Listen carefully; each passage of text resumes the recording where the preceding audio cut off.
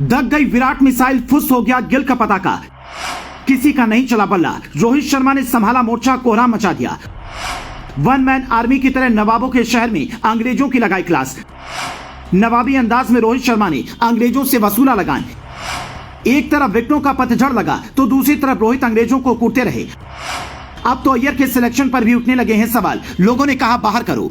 देखा हिला डाला ना, नवाबों के शहर लखनऊ में दग गई विराट मिसाइल, फुस हो गया गिल का पताका। जिस मुश्किल पिच पर किसी का नहीं चला बल्ला, वहां रोहित शर्मा ने खूब मचाया हल्ला।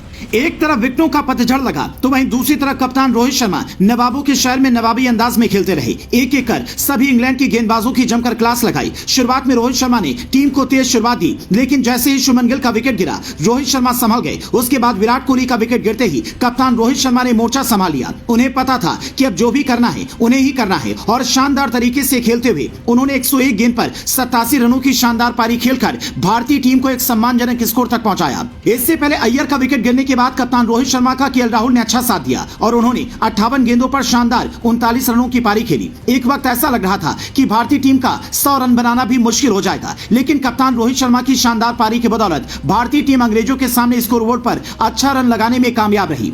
अब तो अय्यर के सिलेक्शन पर भी सवाल उठने लगे हैं। अब तो देश में क्रिकेट खेलने या देखने वाला कोई छोटा बच्चा भी जान चुका है कि शॉर्ट बॉल श्रेयस अय्यर की सबसे बड़ी कमजोरी है। गेंदबाज आते हैं, श्रेयस अय्यर को शॉर्ट बॉल के जाल में फंसा जाते हैं। इकाना स्टेडियम में रविवार को कुछ ऐसा ही देखने को मिला।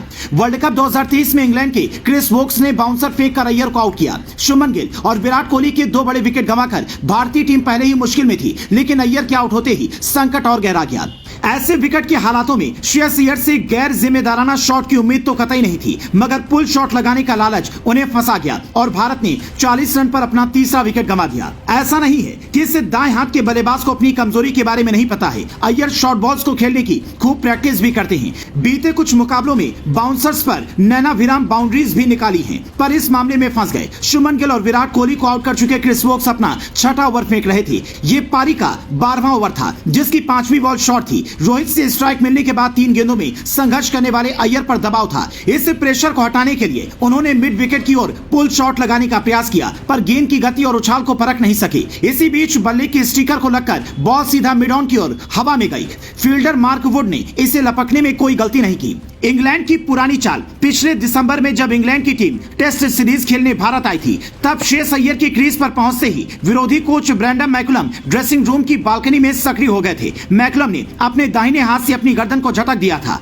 ये सीन बिल्कुल किसी गैंगस्टर की हरकत की तरह लग रहा था, जो कह रहा था कि खत्म कर दो। इसका इशारा शॉर्ट बॉल ही था। इंग्लैंड के कोच ने अपने खिलाड़ियों को निर्देश दिया था कि लेग साइड पर कुछ करीबी कैचर्स लगाए जाएं। पहली पारी में जेम्स एंडरसन की शरीर के आर पार घूमती एक छोटी गेंद ने भारतीय मध्यम क्रम के बल्लेबाज को आउट कर दिया था। और आज भी श्रेयस अय्यर के साथ वही हुआ। कप्तान जॉस बटलर जानते थे कि अय्यर की कमजोरी क्या है। उन्होंने इस पर काम किया और अय्यर का विकेट बड़े ही सस्ते में ले लिया। अब ऐसे में अय्यर के आउट होने के बाद भारतीय क्रिकेट प्रेमियों का गुस्सा 7वें आसमान पर था। लोग अय्यर के सिलेक्शन पर ही सवाल खड़े करने लगे हैं। उन्हें टीम से बाहर निकालने की बात कर रहे हैं। उनकी जगह ईशान किशन को मौका देने की बात कर रहे हैं।